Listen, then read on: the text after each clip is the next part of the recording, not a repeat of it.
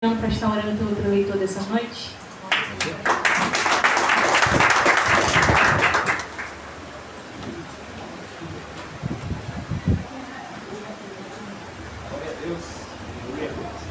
Senhor, irmão, paz do Senhor. Amém. Se pudesse colocar de pé, deixa a mão para frente. Senhor, meu Deus, meu Pai, Senhor Jesus, graças te dou, Senhor, por essa oportunidade. Estamos aqui reunidos, ó Pai, para escutar a Tua palavra, meu Senhor da glória. Que o Senhor venha usar o Teu Filho, ó Pai querido, Pai amado. Tem um momento que o Seu Filho está aqui, Pai, que o Senhor vai nas causas dele, Pai querido, Pai amado. Eu entrego em Tuas mãos, Senhor Jesus da glória. Aleluia, Jesus. Tome em Tuas mãos, faça Teu querer aqui nesse lugar, Senhor. Que nós viemos sair daqui cheio, Pai querido, Pai amado, da Tua presença, da Tua palavra, Pai querido, Pai amado. Que todo aquele que chegou aqui, meu Pai, arrastado, vai sair daqui flutuando, Pai querido, Pai amado, debaixo da Tua palavra. Em nome do Pai, em nome do Filho, em nome do Espírito Santo. Amém.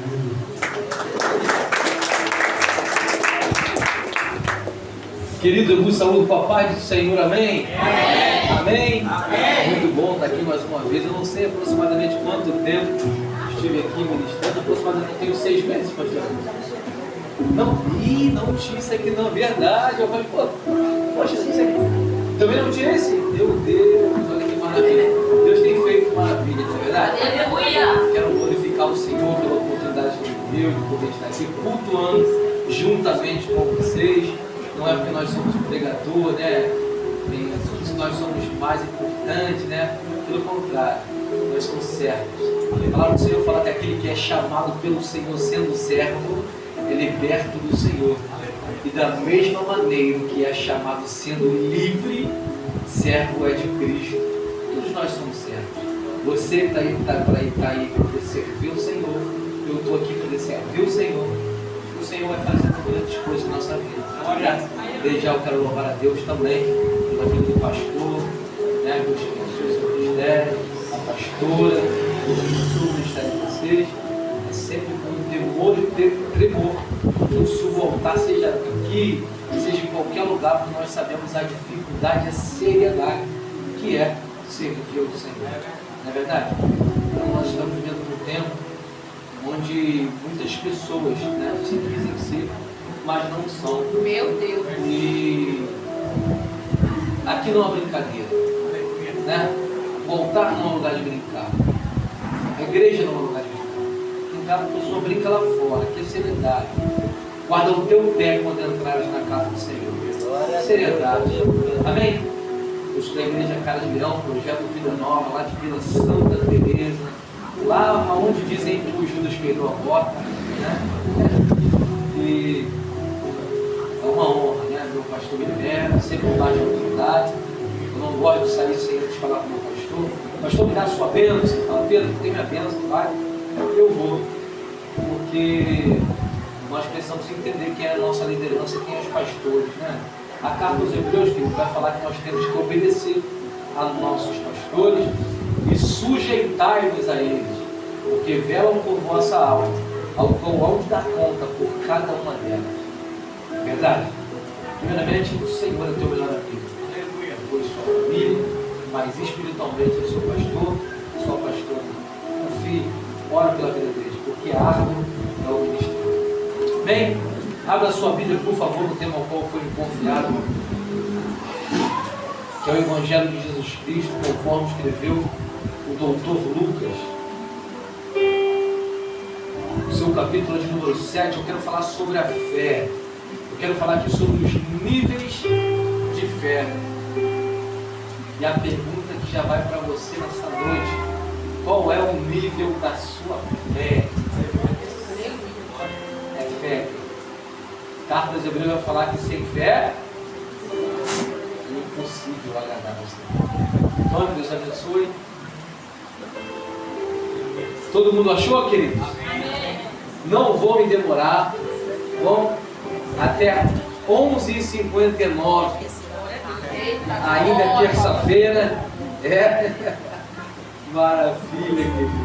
Então, tem uns aqui que são doentes até de bosta, né? Porque assim, tem alguns que, poxa, bateu, não quero ir para casa e tal.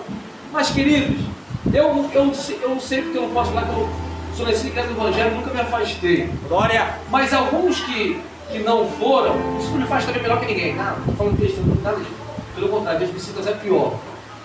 Né? Pelo fato de não, às vezes, passar na nossa mente, como deve ser, né? Que isso só passe, mas você não conhecer. Então, para analisar algo, querido, quando a pessoa era do mundo, você que já foi do mundo, você que bebia, você que talvez se prostituiu, você, quem não foi, não.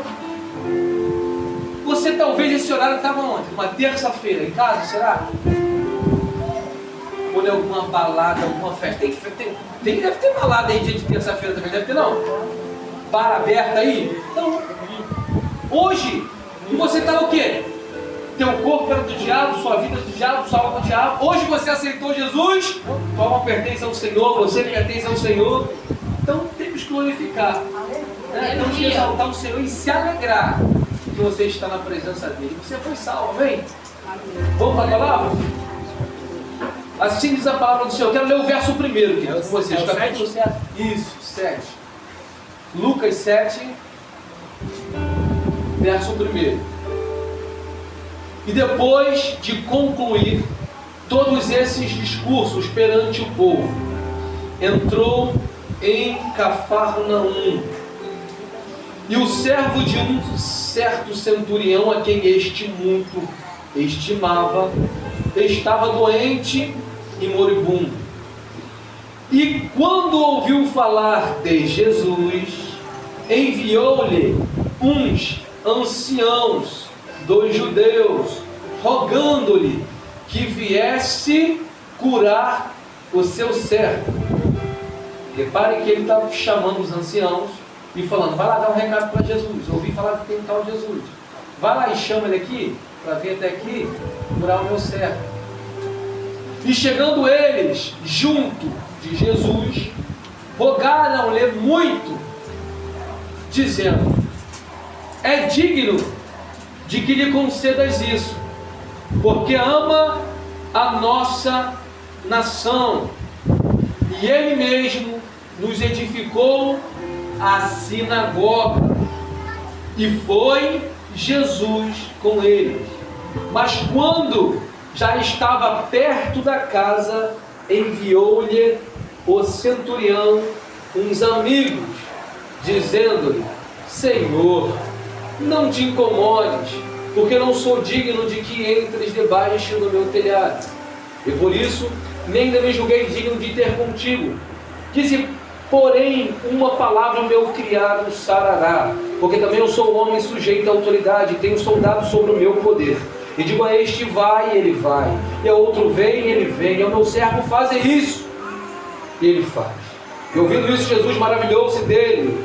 E voltando-se, disse à multidão que o seguia: digo-vos que nem ainda em Israel tenho achado tanta fé. Achado tanta fé. E voltando para casa, os que foram enviados acharam são o servo enfermo. Você pode dar uma glória a Deus e aplaudir ao Senhor por essa palavra? Aleluia!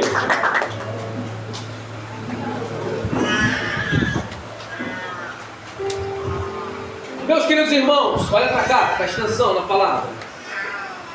Essa mensagem do centurião de Cafarnaum, ao qual Jesus cura o servo do centurião, ela se encontra nos 3 dos 4 evangelhos. Ela tem 3. Ela está em Mateus. Essa mensagem, ela se encontra em Marcos, e essa mensagem, ela se encontra em Lucas. Em João ela não está. Que essa mensagem ela é baseada nos 3 evangelhos, sinótico. Por que sinótico, querido? Que tem a mesma visão, né? Com algum ângulo diferente. Talvez vocês, alguns aqui talvez sabem, né, que Lucas ele escreveu para os gregos. Lucas, por ser um historiador, eu gosto muito de Lucas. E a maioria dos temas, campanhas, usa Lucas.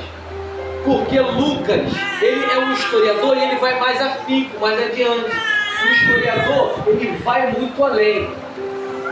Porque ele gosta muito de extrair Em Marcos, o Evangelho de Marcos, ele é o mais antigo. Alguns acreditam de que Lucas, né, e Mateus, pegou o Evangelho de Marcos, porque ele foi escrito primeiro. Mateus escreveu para os judeus, Marcos para o romano, Lucas para o grego, os gregos, né, para a Grécia, o gentil em geral, e João escreve para toda a igreja. E se você que é novo convertido, eu gosto muito de dar um conselho, aprendi muito com o meu pastor, de ler João, né? Para você que é novo convertido, que vai entender muito sobre o Filho de Deus. E João fala muito a respeito de Jesus Cristo. Lucas, aqui, querido, ele vai dar uma ênfase muito interessante nessa passagem do centurião de Cafarnaum, ao qual é usada uma tamanha fé. Ele vai iniciar-se no capítulo 7 falando: e depois de concluir todos esses discursos perante o povo, entrou em Cafarnaum. Espera aí. Toda vez que você pensa assim, depois de acontecer isso, depois de concluir isso, aconteceu alguma coisa antes ou não? A pergunta é: o que aconteceu? Que discurso é esse que ele estava concluindo? Porque o texto inicia assim: depois de concluir tudo isso. Não sei vocês, mas eu, como pregador e estudioso das Escrituras, eu fico me perguntando o quê? O que aconteceu? Por que depois desse discurso? É necessário você ler o contexto. Toda vez que você lê um texto, você lê um contexto para você poder entender aquilo que vem antes e aquilo que vem depois. Você vai ler o texto, você lê o contexto, antes e depois. Aqui o contexto é o depois. O contexto de antes de ele entrar em Cafarnaum é que ele estava dando uma instrução. Ele deu vários ensinamentos, só que ele termina os ensinamentos, as instruções, para depois parar de dar os ensinamentos e entrar em Cafarnaum. Presta bastante atenção. E qual é o ensinamento que ele estava falando antes, Pedro? Ele estava falando sobre a rocha, a casa edificada sobre a rocha. Presta atenção, verso 47. Hoje eu quero ser bem didático para você poder entender. Verso 47 do capítulo de número 6, bem próximo ao que nós lemos. Olha o verso 47. Qualquer que vem a mim e ouve as minhas palavras e as observa, eu vos mostrarei a quem é semelhante. É semelhante ao homem que edificou uma casa e cavou e abriu bem fundo e pôs os alicerces sobre a rocha. E vindo a enchente, bateu com ímpeto e correu naquela casa e não pôde abalar, porque estava fundada sobre a rocha. Mas o que ouve e não a pratica é semelhante a um homem que edificou a casa sobre a terra, areia, algumas versões, sem alicerce, na qual bateu com ímpeto a corrente e logo caiu, e foi grande a ruína. Presta bastante atenção, eu vou entrar no texto para você poder entender. Ele entra em Cafarnaum. Ao entrar em Cafarnaum, antes ele estava trazendo uma mensagem. Quando ele para de trazer mensagem, ele conclui toda a mensagem e vai andando. E ele chega às margens do mar da Galileia, numa aldeia chamada Cafarnaum, cujo significado Cafarnaum é aldeia de conforto. Presta atenção. Ele começa a falar a respeito da rocha. Quem ouve a palavra e coloca em prática, Antônio, ele vai assemelhar aquele que cavou bem fundo a rocha e edificou a casa ali. Pergunta para a sua vida nessa noite: cavar rocha é confortável? Cavar rocha é legal? A pessoa que vai cavar uma rocha cava sorrindo? Quebrar um concreto 2x1? O homem que entende aí, né? Meu pai vai fazer uma massa fora. Quebrar um concreto 2x1 é moleza? É tranquilo? Agora, cavar um barro fofinho é fácil? O Senhor está falando, antes de entrar em Cafarnaum, uma cidade que significa aldeia de conforto, está falando que tem que cavar rocha para poder bater vento, tempestade e não cair. Não Não é confortável, querido, cavar rocha de maneira nenhuma. Mas ele também mostra que tem gente que não quer pegar pedreira, não quer edificar a casa na rocha, que fala, edificar na rocha o quê? Eu vou cavar no fogo. Porque tem muita gente crente que quer moleza, não quer cavar a rocha. Aí vai e não cava na rocha, cava na areia. Só que a palavra que vem corrente, vem vento na casa que está edificada na rocha. A casa cai? Não cai, porque tem alicerce. Eu vou te dar um exemplo para você poder entender. Tem gente aqui que é espiritual e entende. Está vendo aqui toda essa estrutura? Muito legal. O que está sustentando essa estrutura toda aqui não é a parede, é o alicerce lá embaixo. A parede você vê decorada, está bonita, cortina, o altar, ventilador, uma caixa de som bonita. Mas é isso que sustenta isso aqui? O que está sustentando é quem não? Sabe por que esse ministério não acabou? Sabe por que o ministério não acabou? O diabo quer destruir, mas esse ministério não acaba? Porque você vê gente glorificando, adorando, está tudo muito bem, tem não, está não. É porque tem gente que sabe a dificuldade que é cultuar, a dificuldade que é estar aqui. Sabe o que Deus está falando? Não acaba porque está acabado na rocha, está lá. O alicerce ninguém vê. Tem gente começando a ver tudo bonitinho, que legal, arrumadinho. Nossa, aqui é o tabu, tá bonito. Só que não é isso que sustenta. O que sustenta é o alicerce. Quando ninguém está vendo, Pedro, que é o alicerce? É joelho dobrado, é subir no monte, é exaltando no Senhor, é glorificando a Deus nas madrugadas. E quando tem gente dormindo, descansando, tem gente glorificando, tem gente acordando de madrugada, orando, fazendo propósito, jejuando. Tem alicerce. Acaba não. Acaba não. Eita, meu Deus, eu estou sentindo uma graça. Eita, não acaba não. Tem gente, eu estou tentando acabar, achando que vai acabar ali. Vai minguar, daqui a pouco fica ninguém. Só que se sair um, Deus manda 10. Se tiver em propósito de oração, sai um, sai dois, Antônio, Deus manda 10. É igual a igreja primitiva. Matava, Paulo perseguia, por isso que o Senhor fala com ele assim: fala, duro contra ti, lutar contra o Fabião. Por quê? Porque quanto mais Paulo matava, mais prendia, mais crente aceitava Cristo. Quanto mais persegue, deixa eu te falar, igreja saudável, não é, tá tudo bem, glória a Deus, aleluia, tá tudo bonitinho, não. É quando tem perseguição. Se não tiver perseguição, tem alguma coisa errada. Se não tiver perseguição, tem coisa errada. Tem um ditado que diz que é necessário você bater todo dia de frente com o diabo. Que é isso, meu? Tá repreendido, tá repreendido. Não, tá não, sabe o que é verdade? Porque se você não bater de frente com ele, talvez você esteja no mesmo caminho. Aí o Senhor acaba de falar a respeito da casa edificada sobre a rocha, que não é conforto coisa nenhuma. E ele vai agora entrar em Cafarnaum, que é a cidade de conforto. Senhor, o Senhor está explicando que seguir o Evangelho é duro. Sim, é duro. Verdade. E agora o Senhor está entrando na cidade de conforto? Sim, estou. Entrando com uma multidão. Vai estudar, examinar a Escritura a respeito da multidão. Não buscava o Senhor pelo aquilo que Ele é, mas pelo aquilo que Ele poderia proporcionar. Verdade, Deus. Aí ele começa, queridos, a andar entre Cafarnaum, uma cidade que é conforto, uma cidade que ele viveu um ministério. Querido, sabe aonde Jesus realizou mais milagre? Diga para o teu irmão, Cafarnaum. Na cidade de conforto. Jesus vive a maioria do ministério em Cafarnaum, numa cidade de conforto, não vivendo um conforto. O que evangelho é isso? Sabe onde Jesus mais curou? Cafarnaum.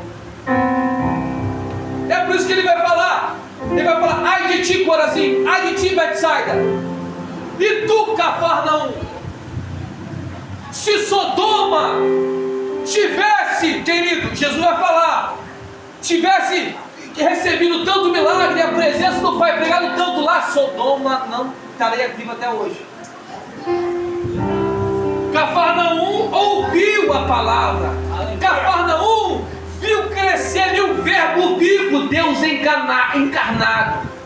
Mas não quis nada, sabe por quê? Porque não vai mudar na nossa vida você falar que conhece Deus. Não sei quem é Deus, eu vou até a igreja. O que vai mudar a tua vida é quando falar aquilo que tem que fazer, aquilo que Ele manda e colocar aquele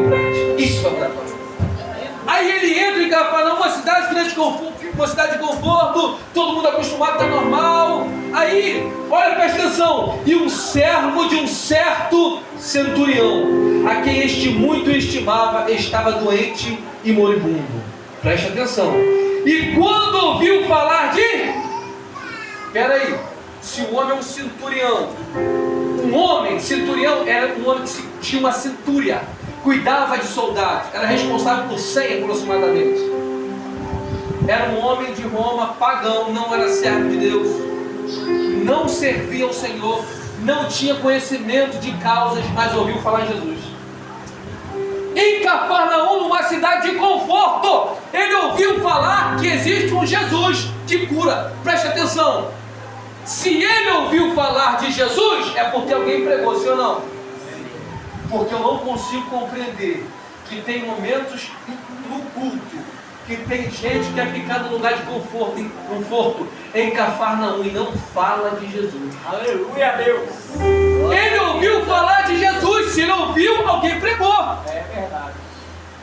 É por isso que Paulo vai relatar que para alguém pregar tem que ser enviado. Para poder anunciar o evangelho tem que ser enviado. Pedro, já pelo pastor, aceita Cristo e prega o evangelho. Porque ele dizia por todo mundo pregar o evangelho a toda criatura. Aquele que crê e for batizado será salvo, e quem não crê será condenado. Aí ele fala, ouviu falar de Jesus, pastora, e enviou alguns anciãos. Anciãos, se você parar para olhar, são aqueles também que eram contra Cristo. Esses daqui não. Ancião tinha 3 finalidades. A primeira, repita comigo, liderar, aconselhar e enviar. Eles eram líderes. Presta atenção, agora é para toda a liderança. Eles eram líderes. O ancião ele tinha 3 funções: liderar, repita comigo, liderar. Vamos lá. Aconselhar e enviar. Por quê, Pedro? Porque se eu sou líder, eu lidero. Se eu sou líder, eu lidero. Pedro, o que você quer dizer com isso? Eu quero dizer o seguinte: tem muita gente querendo ser líder. No fundo, falta compromisso, falta reunião, não quero. Só tem que ter um cargo de líder, mas não tem responsabilidade com nada.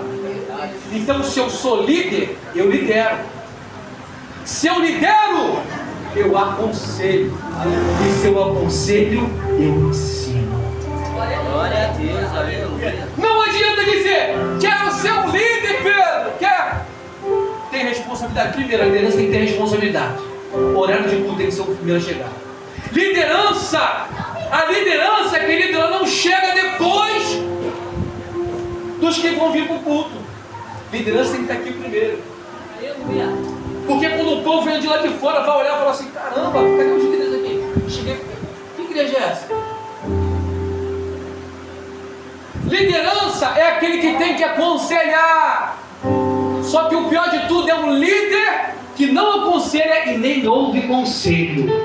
Eu quero ser líder, mas não ouve conselho. Não adianta. Eu sou líder, não ouço conselho. Que líder é esse? Glória a Deus. Aleluia, Jesus. Eu sou líder, não aconselho e nem ensino. Meu Deus. Que líder é esse que não examina as escrituras, não ensina? É necessário ensinar. Glória a Deus. Pedro, eu sou obreiro da casa. Pedro, eu sou diabo, não é? Examina as escrituras. Entende da palavra? Aleluia.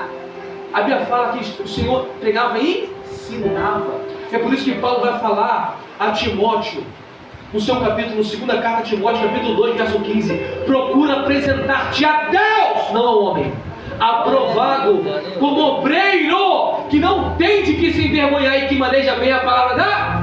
Repara o texto: procura apresentar-te a Deus, aprovado, como obreiro. Vai esperar chegar um diácono para poder aprender a ensinar? Não, é de obreiro. Aceitou Cristo hoje, em jejum, busca e ensina. Quero ser líder. Líder, lidera. Lidera, ensina, aconselha. Senão não tenta ser líder. Meu Deus. Por status? Quer ser líder por status? Aleluia. Eita, Jesus. Meu Deus. Ai, Jesus, meu Pai. Pai. Aleluia, Deus. O Senhor vai mandar a gente falar umas coisas, né? Fala tudo, aleluia. Agora presta atenção. E quando ouviu falar de Jesus, enviou-lhe os anciãos, que é líder, rogando-lhe que viesse a curar o seu servo. E chegando ele junto, meu Deus, se atrasa aí, relógio, um pouquinho, por favor. Relógio, detente!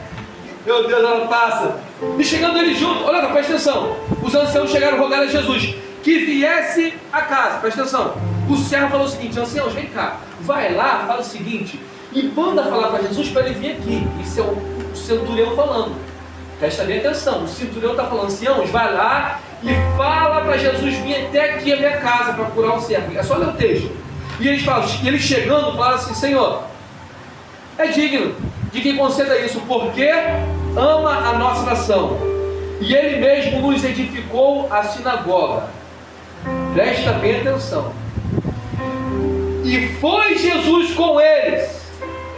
Mas quando já estava perto da casa, enviou o centurião uns amigos, dizendo-lhe: Senhor, não te incomodes, porque não sou digno que entre debaixo do meu telhado. E por isso, nem me julguei ir contigo. Presta atenção. No verso 3, ele manda os anciãos, falando para Jesus, os anciãos, chegar até Jesus e falar para ir a casa. Quando Jesus fala, ele quer isso? Tá bom, vou lá. Quando Jesus vai, ele fala: não, tá perto do caminho, não, fala que ele precisa vir, não.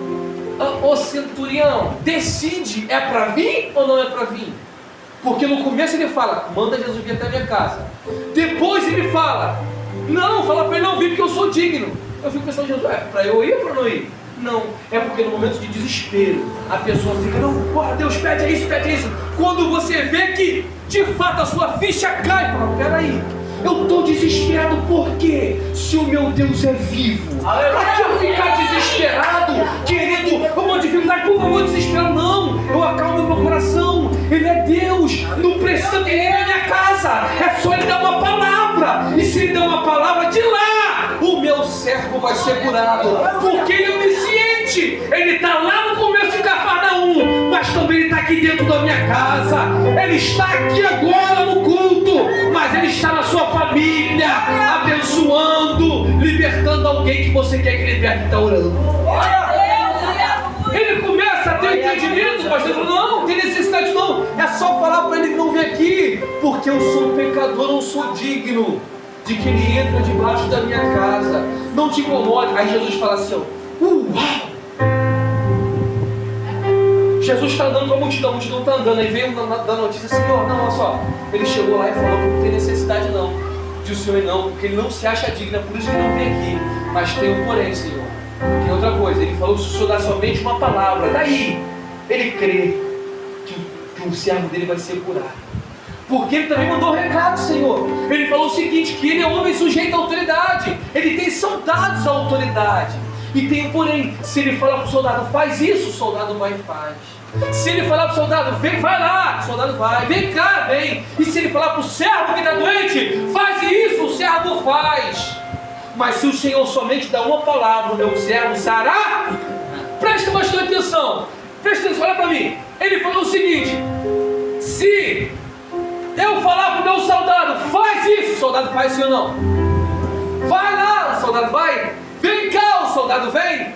Faz isso, servo, o servo faz.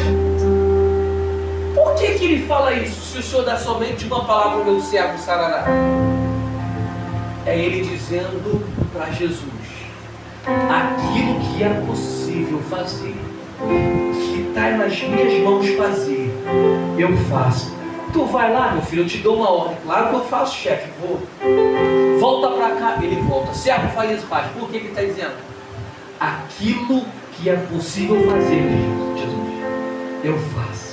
Agora o impossível eu não consigo fazer. É verdade. Aleluia. Dá ordem para um soldado, eu dou.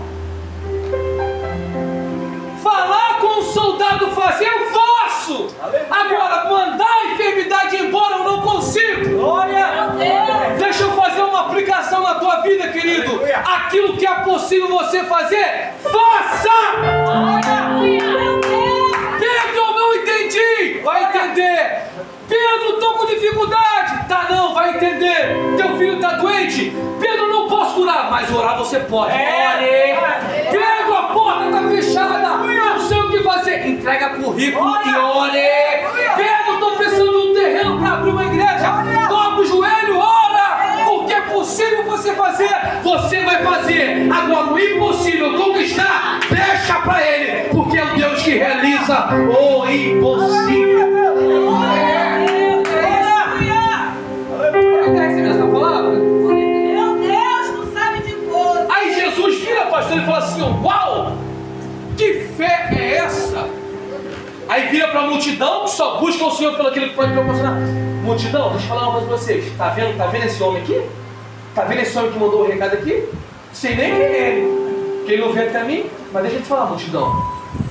Em todo Israel eu não vi uma fé tão grande como. E a pergunta para você nessa noite: qual nível é da sua fé? Aleluia. Glória a Deus. Vamos entrar nos níveis de fé? Glória. Posso começar a pregar? Aleluia. Tudo certo. Mateus, no seu capítulo 14, verso 21, a palavra de Deus vai relatar que Jesus Cristo acaba ali de ter um tete a tete com a multidão.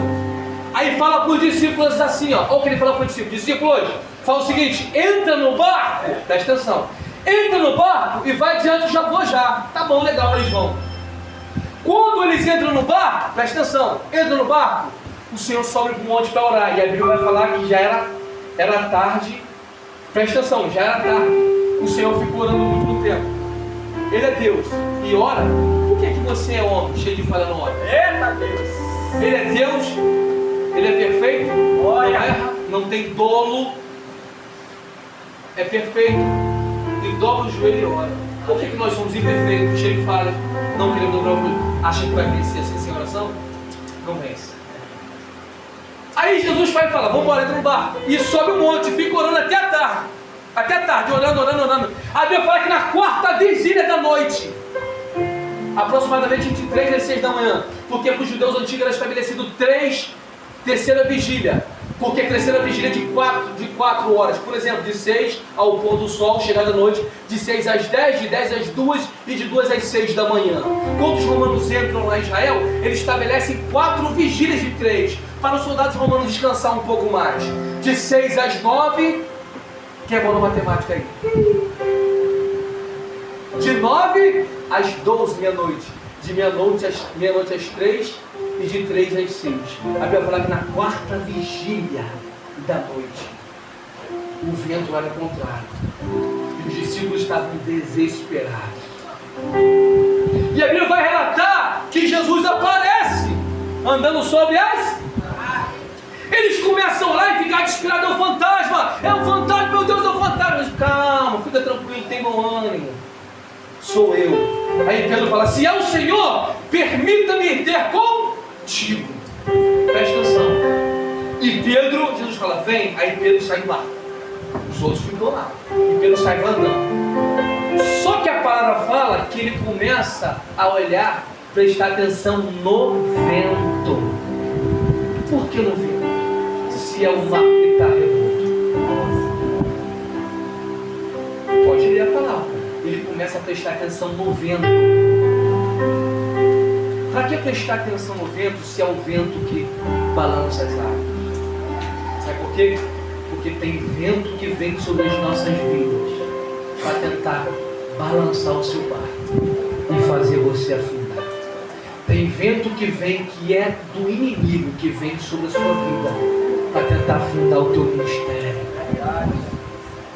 Mas a mensagem de Deus para a sua vida hoje é: fica tranquilo, o Senhor está junto contigo. Vai afundar não, vai afundar não. Aí presta atenção, querido, olha para cá. Aí Jesus fala: sou eu, Pedro, vem, pode vir. Aí Pedro começa a andar. Só que Pedro, pastor, presta atenção aqui, ele é o Jesus.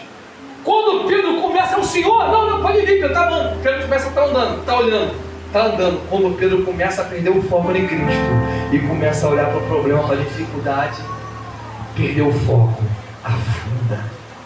Porque assim é na nossa vida. Enquanto você está no mar revolto enquanto o vento está soprando sobre a sua vida, se você não perder o foco em Jesus, você vai andar sobre as águas. Agora, se você perder o foco, olhar para a situação, não olhar para Cristo, é aí que você afunda.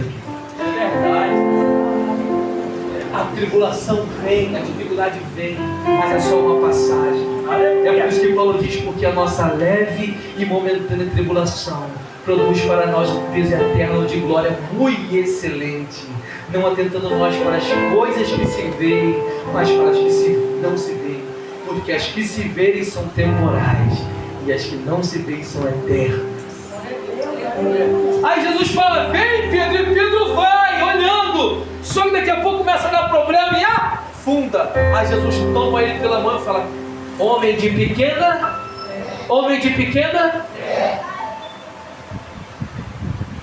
preste atenção nessa fé. Primeiro eu tenho um homem que nunca viu tamanha fé. Agora eu tenho um homem que tem uma pequena fé. Só que também tem outra palavra, também tem outra mensagem a respeito. Presta atenção, isso é interessante. A respeito do mar revolto. Nessa, Jesus multiplica pão e peixe, entra. Quando acaba de entrar, querido, presta atenção. Ele acaba de entrar no barco, o discípulo estava cansado, pregando o dia inteiro. E quando ele entra no barco, ele vai tirar um soninho. Porque o Deus, 100% homem, 100% Deus, como homem ele sente sono, mas como Deus ele levanta e fala, quieta-te, mar, acalma-te. Então presta atenção, ele está dormindo e o mar começa a ficar revolto e começa a balançar, e a Bíblia vai relatar em Marcos que a água começa a entrar dentro do barco. Não é natural a água entrar dentro do barco, porque o natural é o mar está embaixo e o barco está em cima. Só que nessa passagem de Marcos, quando Jesus está dormindo, a Bíblia vai relatar que começa agora a onda entrar dentro do barco. O barco começa a ficar embaixo e as ondas começam a ficar em cima. Isso acontece na nossa vida. E quando está tudo bem, tudo parado, tranquilo, a gente está bem, está dando glória a Deus, mas tem um que desanima, que quando o mar começa a vir sobre a sua vida, a dificuldade em vir sobre a sua vida, começa a entrar em desespero. Aí, preste bastante atenção. Eles acordam, Senhor, não importa, que o Senhor não se importa, que pereçamos. Aí o Senhor, calma, repreende o vento. Vento, repreende o vento. Mar, aquieta-te. E a Bíblia fala que houve uma grande bonança. Aí Jesus vira para eles, presta atenção. Jesus vira para eles e fala o seguinte: onde estão a fé de vocês? Repare a primeira classe de fé, o centurião. Jesus não viu o tamanho da fé, nunca viu. Segunda, uma tempestade que Jesus fala, homem de pequena. E a outra, não tem nem fé. Olha o que ele fala, onde está a fé de vocês? Primeiro, centurião, vou repetir, para entrar na mente. Primeiro, centurião, nunca vi tamanha fé. Segundo, Pedro, homem de pequena fé, já tem um pouco de fé. Terceiro, não tem nem fé. Onde está a fé de? Só que a Bíblia vai falar que quando acaba, presta atenção, quando Jesus coloca ele, quando Jesus acalma o vento e aquieta o mar, eles ficam espantados e falam o seguinte: quem é esse que até o vento e o mar? Obedece. Que até o vento e o mar? Obedece. Presta atenção, o texto pode ler Marcos 4:35, o texto vai terminar com uma pergunta, com pontos de interrogação. E a pergunta é: quem é este que até o vento e o mar lhe obedece? Por que estava tendo vento e o mar estava revolto? Porque Jesus estava indo para Decápolis, um homem endemoniado com um espírito maligno, presta atenção. Eles não entendem, não sabem que é Jesus. Olha bem a pergunta, presta atenção na pergunta: quem é este que até o vento e o mar obedece? Jesus acalma o vento, aquieta o mar. Eles não sabem quem é Jesus. O texto termina eles perguntando de novo: quem é este que até o vento, o mar e obedece? Diga comigo, eles não sabem. Quem é? De fato, o Senhor. Quando eles terminam de falar, Jesus para o barco em Decápolis e pisa lá em Nazaré. Em Decápolis. Quando ele pisa, vem um homem endemoniado, corre, lança os pés e diz: o que queres comigo, Jesus, Filho de Deus? Por que, Pedro? Porque se tem discípulo não sabendo quem é, o diabo conhece. Eita, Cristo! Eita, Pai! Os discípulos terminam com a pergunta: quem é esse que até o vento não obedece? Quando Jesus pisa em Decápolis, o diabo fala: esse aí eu conheço. Ele não conhece, não conheço. É Jesus, o Filho de Deus, não conheço. Ele não conhece, não conheço. E o que vai mudar a tua vida? Eu falei no início. Não, você fala: não conhece, você quem é? Tem intimidade? Obedece? Porque ele fala: quem conhece é quem obedece. Aquele que tem os meus mandamentos e obedece. Esse é o que me ama. Pedro não obedece, sai da boca para fora. Bem que profetizou profetas aí, me honram pro lado, mas o coração está longe de mim. Meu pai, é. Ele não conhece. E o que muda a tua vida não é você falar: não conhece Jesus. De fato conhece. Porque Atos no capítulo 19, a Bíblia vai falar que Paulo ficou em Corinto. Depois de Corinto ele desce a Éfeso. Fica, querido, 2 anos pregando a palavra, discutindo, pregando, mostrando quem é Cristo. Aí a Bíblia vai relatar que Paulo começa a fazer milagres. Aí tem 7 filhos de Cefas. Os 7 filhos de Cefas, vendo Paulo pregar, falando de Jesus, aparece um homem endemoniado e ele olha para o demônio e fala assim: ó, em nome de Jesus, a quem Paulo prega, eu te repreendo. A Bíblia fala que dos 7 filhos de Cefas, o demônio, o homem endemoniado, cata 2, bate nos 2 e deixa machucado e nu. Porque o diabo fala: em nome de Jesus a quem Paulo prega? Jesus eu conheço, Paulo eu sei quem é. Aleluia, Deus! Eita, glória! Deixa eu te falar uma coisa: o diabo não vai te respeitar se você vir pro culto, dá glória a Deus, aleluia, e vai embora e continua assistindo pornografia. O diabo não vai te respeitar se você vir. O culto hoje vai ser maravilhoso, porque Jesus vai derramar o seu poder. Daqui a pouco tá fazendo fofoca. Eita, meu pai! O diabo não vai respeitar de você, tá, querido? Presta atenção. Glória a Deus, maravilha. Daqui a pouco tá fazendo fofoca. Até hoje em dia dizem que tem uma tal de fofoca santa, né? Fofoca santa.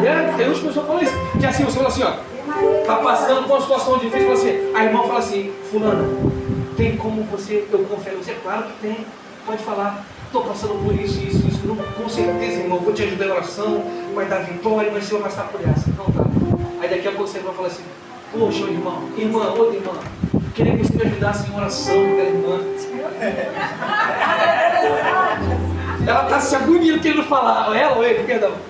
Está se agoniando querendo falar, que agoniação que queria falar, mas se falar é fofoca, não pode passar como uma fofoca. Aí eu falo assim: ó, ai, como que eu vou sair dessa? Já sei. Pega o telefone: irmã, sabe aquela irmã? Não fala pra ninguém não, fica só entre a gente. Me ajuda em oração aí. Por quê? Porque ela está passando isso. Meu Deus! Eita Deus! Querido, não faça isso.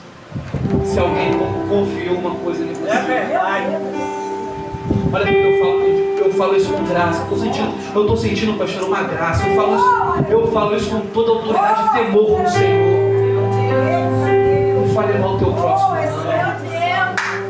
Se alguém confiar algo, presta atenção, eu estou sentindo a graça de Deus aqui. Aleluia! Se alguém confiar algo em você, querido, você pode ter um melhor amigo, não conta para esse teu melhor amigo. Sabe por quê? Porque esse teu melhor amigo também tem outro melhor amigo que não é você. Aí o outro que você contou também tem outro melhor amigo que você já foi o terceiro.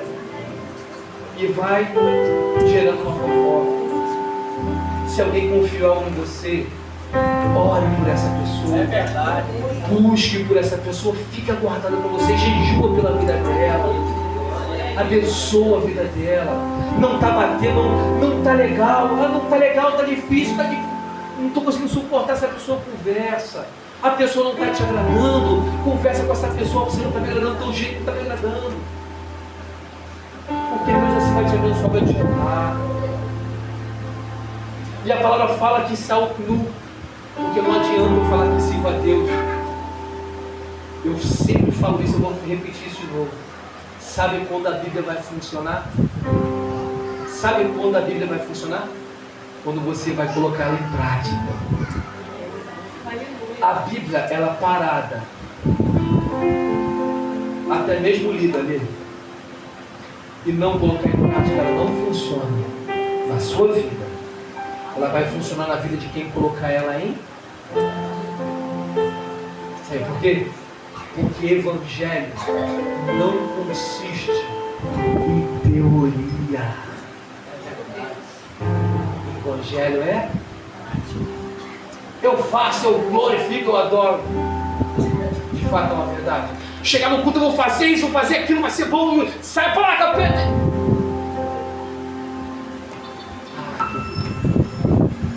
O evangelho não é molezinha, não é um assunto. Jesus fala assim, ó, aquele que quiser vir após mim, porque primeiro é ele, após depois. Negue-se a, tome sobre si a sua cruz e... Por que Jesus fala antes disso aí? Ele fala isso antes de ir para a cruz. Porque quem leva a cruz não estava indo para um parque de diversões. Oh Jesus, presta atenção nisso aqui.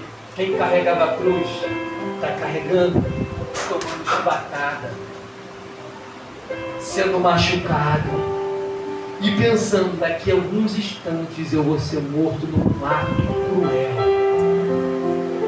É por isso que quando o Senhor começa a falar, aquele que quiser vir após mim, negue-se a si mesmo. E ele continua, porque aquele que quer ganhar a sua vida, perdê-la-á. Mas aquele que perder por amor a mim, achá-la-á.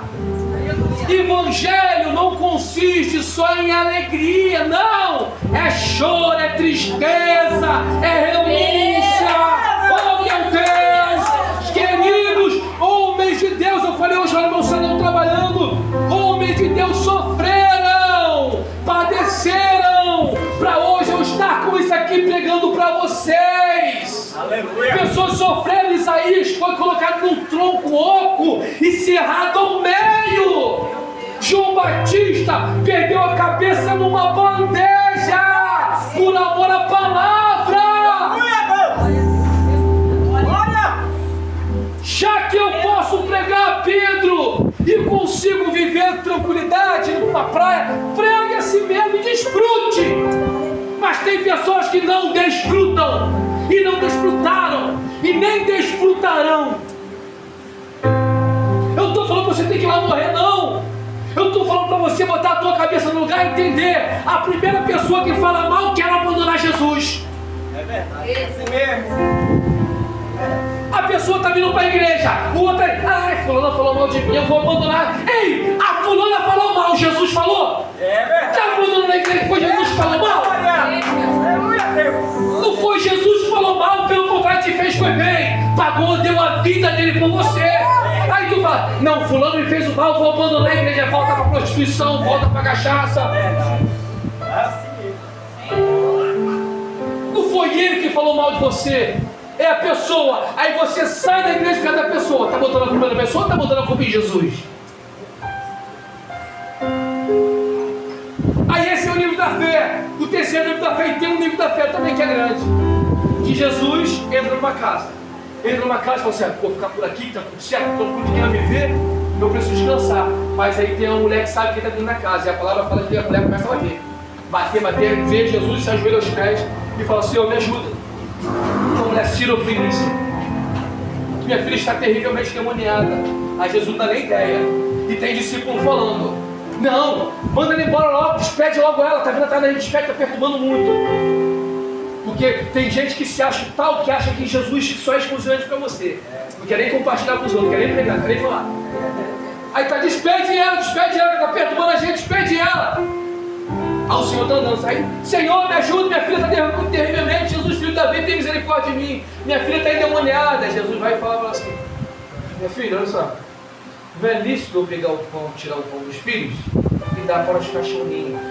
Aqui não está chamando ela de cadela. Aleluia! Deixa bem claro. Porque gentil, nós, eu, você, judeus, sou lá. Nós era conhecido como cantes. Então quando a gente fala que não é lícito pegar o pão dos filhos e dar para o cachorro, ela fala, é verdade. Mas a migalhazinha rola, né? Aleluia. Jesus fala, uau, mulher, grande é a tua É. por causa dessa palavra, pode ir, que a tua filha está aí. E a Bíblia fala que ela chega em casa deitada na cama. Preste atenção, eu tinha que mostrar aqui os 4 níveis de fé. Primeiro, Pedro, uma fé tamanha que nunca viu. Segundo, Pedro, qual é? Homem de pequena fé, Pedro, já tem alguma coisa. Mas também tem gente que não tem nada. Onde está a sua fé? Lembra que eu falei com vocês? E a quarta, uma grande fé. A pergunta nessa noite para a sua vida é: que tipo de fé você tem? Qual é o tamanho da sua fé? Eu ia falar que sem fé é impossível agradar a Ele. Presta bastante atenção. O milagre acontece com o homem de Cafarnaum, porque ele teve o maior milagre. E o servo não entendeu nada. Imagina o servo ficando curado. Imagina o servo ficando curado, está olhando lá e falando: e o que está acontecendo? Fiquei curado. E assim na sua vida, se a tua fé for tão grande, as pessoas que estão precisando não vão nem entender que Deus fez um milagre na sua vida. A segunda, eles nem aí, sem fé nenhuma, Jesus teve que realizar o milagre por ele, porque eles não tiveram fé. Mas tem um tipo de fé grande, que a filha foi curada. E tem uma outra fé, que mesmo pequena, em meio a uma tempestade, conseguiu andar sobre as águas. A mensagem para a sua vida nessa noite hoje é: que tipo de fé você tem? Qual é o tamanho da sua fé? Se coloca de pé, eu quero falar com você. Eu falei com vocês que eu ia ser bem objetivo hoje. Eu ia falar de uma forma bem didática, para você poder entender.